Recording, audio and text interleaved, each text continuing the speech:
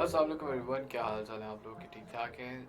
पिछले वीडियो की हद तक हम लोग वियना कन्वेंशन को और मॉन्ट्रियल प्रोटोकॉल को और साथ साथ किगाली अमेंडमेंट 2016 जो कि एक बड़ा इंपॉर्टेंट एस्पेक्ट है जिसके ऊपर सवाल आ सकता है बिल्कुल, उसके बारे में हम डिस्कशन कर चुके हैं।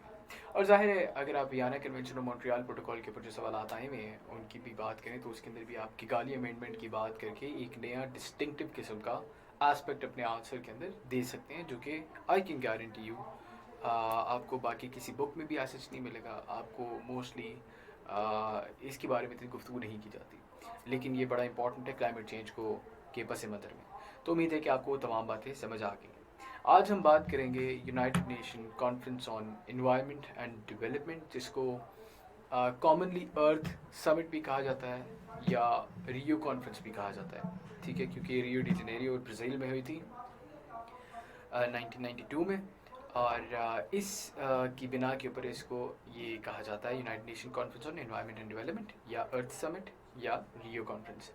इसके अंदर भी हमारा जो फोकस होगा, हमारा फोकस होगा इस समिट के अंदर जो कन्वेंशन साइन किया गया उसके ऊपर। और वो कन्वेंशन कौन सा था? That was the United nation framework convention on climate change, जिसके बारे में हम अक्सर बात कर रहे होते हैं।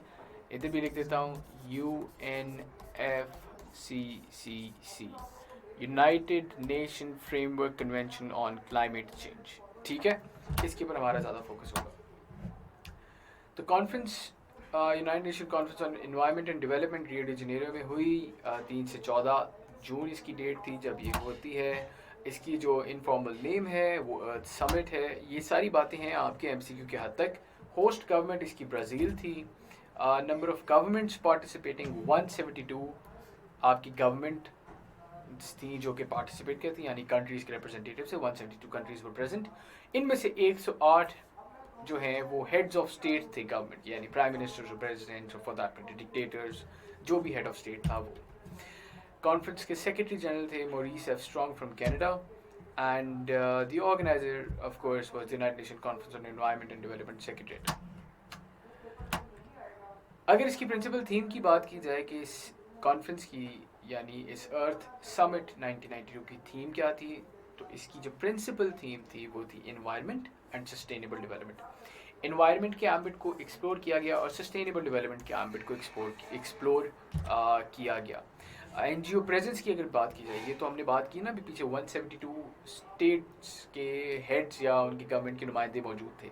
इसके अलावा अगर एनजीओ प्रेजेंस की बात की जाए तो सम 2400 रिप्रेजेंटेटिव्स ऑफ एनजीओज जो हैं वो वहाँ पे मौजूद थे। इसके अलावा क्यूमुलेटिवली बात की जाए तो 17,000 लोग attended the parallel NGO forum, यानी एनजीओज के। और उस कॉन्फ्रेंस पे जो लोग नहीं आ सकते तो उसके पैरेलल जो फोरम चल रहे थे in accordance with this earth summit, तो जो आपके सेशंस चल रहे थे जो कि मुख्तलिफ एनजीओज ने सेटअप किए हुए थे, उनके अंदर 17,000 के करीब लोग थे। तो असेंशली स्पीकिंग ये एक दुनियाई इन्वायरमेंट की गालिबन सबसे ज़्यादा इम्पॉर्टेंट किस्म की एक समिट बन जाता है, क्योंकि इसके अंदर एक से दो इंतहाई अहम इनिशिएटिव्स का इनकाद किया जाता है जिनके इम्पैक्ट हम आज तक देख सकते हैं।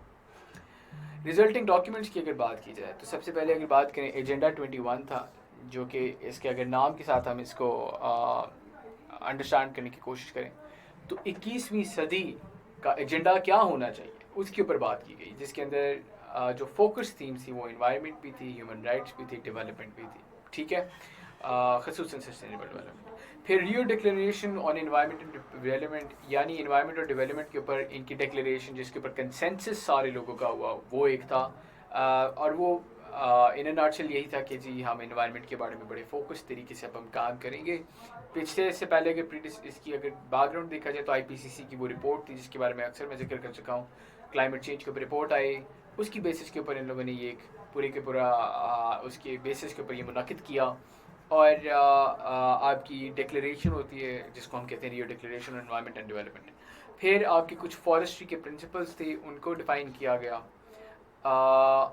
फिर आपका United Nations Convention on Biological Diversity को इंश्योर कैसे करना है, how are we going to go about it, इसके ऊपर इन लोगों ने एक ट्रीटी साइन की। ठीक है, and most importantly for us, जो कि मैं आपको शुरुआत में बता चुका हूँ, United Nations framework convention on climate change, UNFCCC का डॉक्यूमेंट,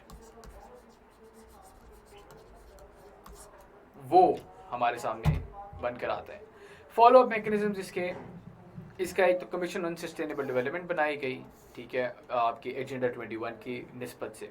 फिर आपकी inter agency committee on sustainable development, वो भी एजेंडा 21 की निस्बत से बनाएगी। फिर एक चीज़ जो यहाँ पे मैं नहीं लिख सका, वो मैं यहाँ लिख देता हूँ, हर साल कॉन्फ्रेंस ऑफ पार्टीज़ का होना, और ये आपकी स्टार्ट होती है आफ्टर 1994, जब एक minimum number of people of governments they sign and ratify UNFCCC, ठीक है। UNFCCC का जो फॉलो मैकेनिज्म था, that was conference of parties of this convention, ठीक हो गया। इश्यूज क्या एड्रेस हुए, अब देखिए हमें पता है एनवायरनमेंट और डेवलपमेंट जो है इसकी थीम है। इश्यूज आपका एक डिस्कस हुआ, ग्रोइंग स्कार्सिटी ऑफ वाटर, पानी का जो मसला है उसके ऊपर इन्होंने गुफ्तगू करने की कोशिश की। फिर इन्होंने बात की alternative sources of energy to replace fossil fuels.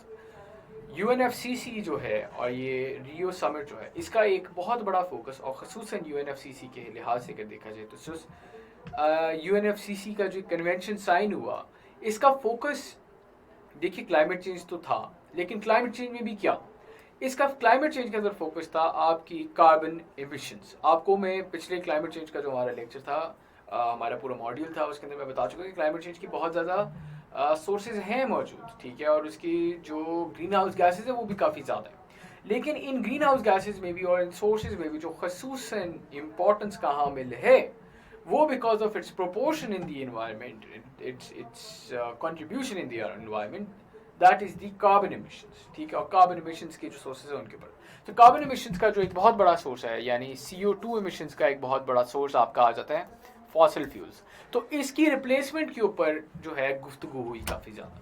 फिर reliance on public transport to reduce vehicular emissions, यानी आपकी व्हीकल के अंदर भी तो at the end of the day hydrocarbon इस्तेमाल होता है ना। हाइड्रोकार्बन आपका फ्यूल क्या है, आपका फ्यूल कार्बन और हाइड्रोजन का भी कोई ना कोई कंपाउंड है, ठीक हो गया। कंपाउंड क्या होता है, जिसकी बेसिस के ऊपर एक चीज़ बनी होती है for the non scientific people, ठीक है। तो चूंकि आपका फ्यूल भी eight the end of the carbon emissions का बायस बन रहा था, इसलिए इनके ऊपर भी बात की गई। फिर systematic scrutiny of patterns of production and especially the production of toxic components like lead in gasoline, ठीक है। ये आपकी टॉक्सिसिटी के ऊपर था और इसका ताल्लुक आपके सस्टेनेबल डेवलपमेंट के साथ है। फिर फॉरेस्ट्री एंड डिजर्टिफिकेशन की बात की गई and biodiversity, very importantly forestry and desertification का पूरा एक इन्होंने डॉक्यूमेंट निकाला, इसी तरह कन्वेंशन ऑन बायोडाइवर्सिटी, ठीक है, उसके ऊपर एक कन्वेंशन इनका just like framework convention on climate change, लेकिन इनका कन्वेंशन बायोडाइवर्सिटी के ऊपर भी होता है। इम्पैक्ट्स की अगर बात करें तो industrialized nations were to fund projects for the protection of the environment. पहला तो इसका इम्पैक्ट या आप कह लें रिजल्ट्स, ठीक है।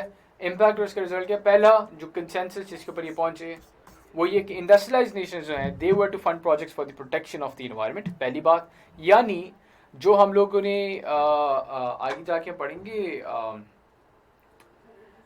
कॉमन बट डिफरेंशिएटेड रिस्पॉन्सिबिलिटीज का प्रिंसिपल, उसकी बुनियाद इधर रखी। कॉमन बट डिफरेंशिएटेड रिस्पॉन्सिबिलिटीज यानी क्लाइमेट चेंज की रिस्पॉन्सिबिलिटी हम सब की है, तमाम ममालिक की है, लेकिन इस रिस्पॉन्सिबिलिटी का जो ओनस है वो हर किसी का डिफर करता है।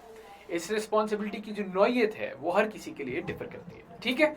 इसीलिए इन लोगों ने कहा कि आपकी जो इंडस्ट्रियलाइजेशन है, जिनकी बेसिस पे और जिनकी प्रोग्रेस की बेसिस पे आज हम क्लाइमेट चेंज का ये इतना बड़ा मसला देख रहे हैं, इन इंडस्ट्रियलाइज्ड नेशंस की सबसे ज़्यादा रिस्पॉन्सिबिलिटी बनती है कि वो क्लाइमेट चेंज के हल के लिए पैसे खर्च करें, ठीक है।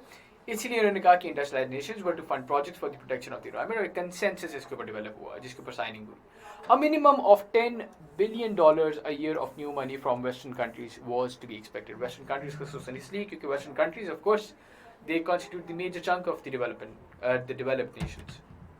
Here, patterns of production, particularly the production of toxic components such as lead in gasoline or poisonous waste, are being scrutinized in a systematic manner by the United Nations and governments alike. अब toxic waste और poisonous waste की जो production थी उसकी स्क्रूटनाइजेशन के ऊपर एक consensus develop होता है between United Nations and governments, ठीक है। और इसके ऊपर काम करने के एक अज़म जो है वो जाहिर करते हैं आपकी ये तमाम शराकतदार, तमाम स्टेक होल्डर्स। फिर alternative sources of energy are being sought to replace the use of fossil fuels which are linked to global climate change, ठीक है। आपकी फॉसिल फ्यूल्स को रिप्लेस करके ऑल्टरनेटिव सोर्सेज ऑफ एनर्जी के ऊपर इन्हसार दिखाया गया और किया गया, ठीक है। इनको प्रमोट करने की बात की गई और कोशिश की गई कि अब हम एक नए स्पेक्ट्रम के अंदर एंटर हों और हम इन चीज़ों के ऊपर ज़्यादा गुफ्तगू करें और इन चीज़ों को ज़्यादा एक्सप्लोर करें। और अगर बात करें तो इसके साथ साथ आप देख सकते हैं, आप जैसे ट्रांसपोर्टेशन की बात हुई तो new reliance on public transportation system is being emphasised in order to reduce vehicle emissions, congestion in cities and the health problems caused by polluted air and smog. आपकी एयर पोल्यूशन का बायस बनते हैं आपकी ज़्यादा से ज़्यादा जो आपकी कंबशन साइकिल्स और कंबशन इंजन्स हैं, ये आपके एयर पोल्यूशन का भी बायस बने और एयर पोल्यूशन के साथ साथ आपके यहाँ क्लाइमेट चेंज का भी बायस बने, क्योंकि कार्बन एमिशंस की भी सोर्सेज हैं। इन दो वजूहात की बिना के ऊपर, कौन सी वजूहात, एक तो एक कार्बन एमिशंस का सोर्सेज हैं और दूसरा ही कि पोल्यूटेंट्स हैं, आपकी हवा को आलूदा कर रहे हैं, ठीक है। इन दो की बुनियाद के ऊपर आपके यहाँ ट्रांसपोर्टेशन सिस्टम्स को रिवैम्प करने की बात की गई और इस चीज़ के ऊपर बात की गई कि इन्हिसार हमारा होना चाहिए, हमारा फोकस इस चीज़ के ऊपर होना चाहिए कि हम आपकी पब्लिक ट्रांसपोर्टेशन सिस्टम को जो है प्रमोट करें rather than promoting individual transport system, जिसके अंदर आपकी ये गाड़ियाँ शाड़ियाँ आ जाती हैं। कोशिश करें कि हम बसेस का इस्तेमाल करें या टैक्सीज का इस्तेमाल करें, खसूसन बसेस का इस्तेमाल करें, ठीक है। फिर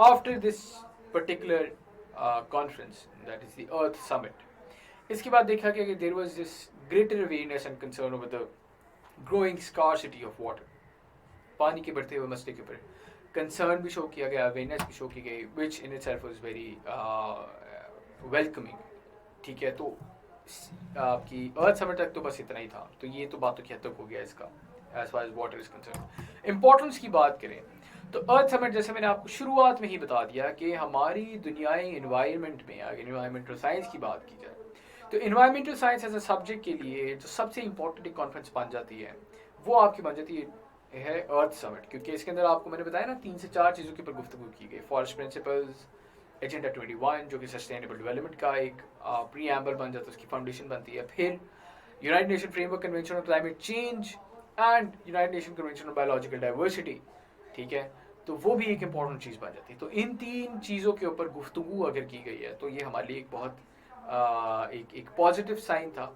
and this is probably the and this basically makes this particular conference one of the most important conferences, not only in the environmental sphere but also in the global political sphere as well, because entering 21st century climate change is the biggest issue without any doubt in any of the region, ठीक है।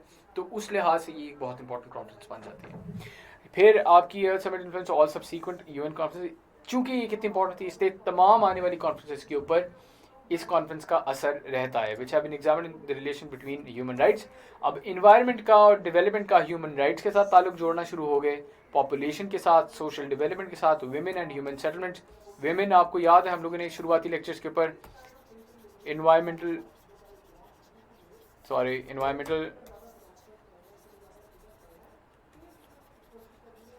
Feminism के ऊपर discussion की थी, you remember.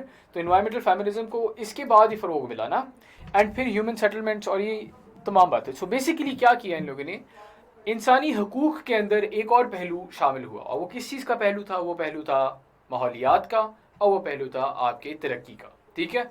So human beings का जो basic essence human rights हैं उसके अंदर एक एम्बिट उन्होंने उसका इजाफा किया, the ambit of environment and the ambit of development.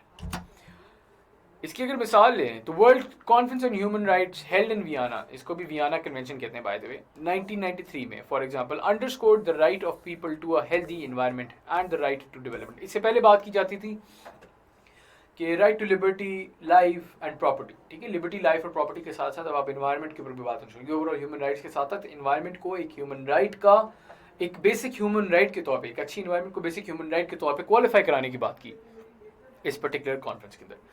ये इसलिए हम कह सकते हैं कि इन्फ्लुएंस थी with UN conference on environment and development held in Rio 1992।